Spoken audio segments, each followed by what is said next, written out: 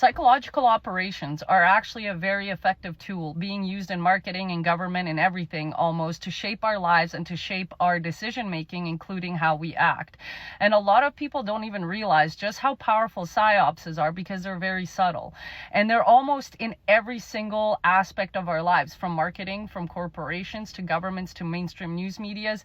And if you can kind of gauge and go inside somebody's brain, you can control absolutely every aspect of their lives. And a lot of people don't even realize that this is being done on them because they can't recognize it. And so on my page, when I talk a lot about symbolism and the occult and all of this stuff, a lot of people are like, well, what does that have to do with today? It actually has a lot to do with being able to recognize certain patterns and symbolism that is being put out there, including certain messages continuously in order to shape your behavior. So let me just show you some stuff.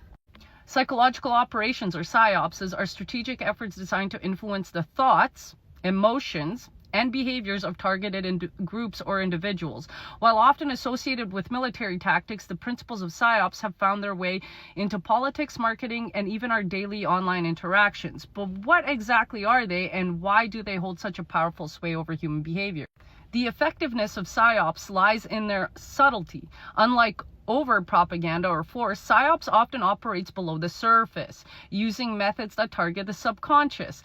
According to the U.S. Department of Defense, the official purpose of a psyops is to convey selected information and indicators to audiences to influence their emotions, motives, and objective reasoning. And here's an interesting quote: "If you can control a man's thinking, you don't have to worry about his actions."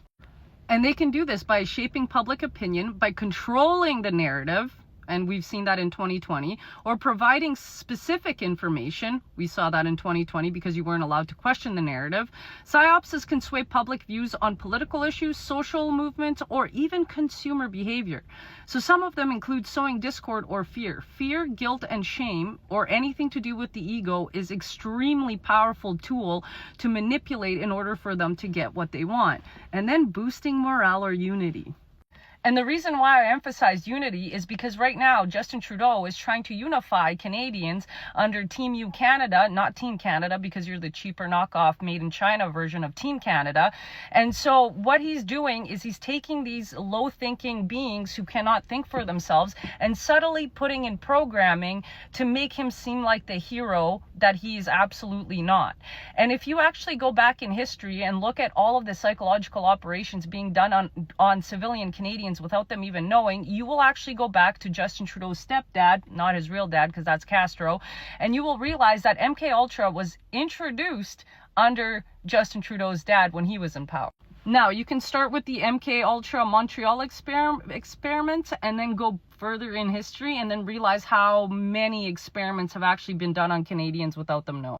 And so anybody who questions the narrative immediately gets labeled as what? A conspiracy theorist. But where did that term actually come from? It actually came from the three-letter agency. Let me show you. The term conspiracy theory was invented by the CIA in order to prevent disbelief of official government stories. And we saw this in 2020 when anyone who was questioning the narrative was being labeled a conspiracy theorist. Why? Because the mentally feeble who cannot come up with abstract thoughts get scared that you are questioning the narrative. And so the way they shut down any sort of discussion is to label you a conspiracy theorist. And that to them makes them feel better because they cannot comprehend the fact that they're so feebly minded that another human being can subtly control them through the TV.